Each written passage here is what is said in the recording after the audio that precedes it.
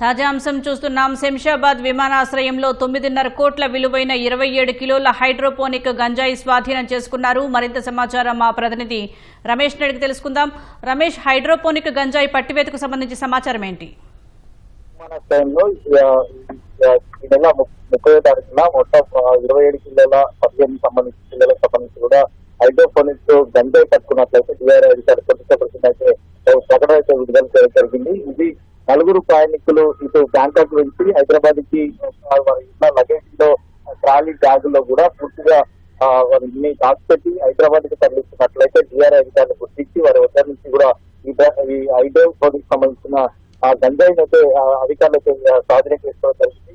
ఈ విలువ దాదాపు 9.5 కోట్లు ఉంటుందని చెప్పి కూడా డిఆర్ఐ అధికారులకే అంచనా వేయడం జరుగుతుంది.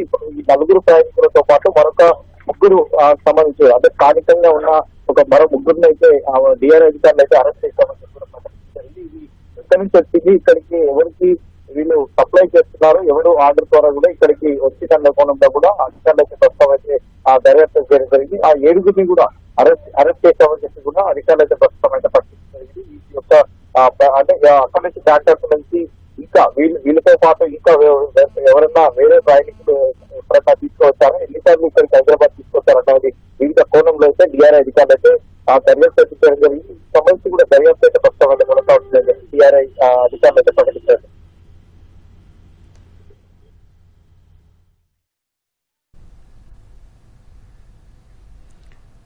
ధన్యవాదాలు రమేష్.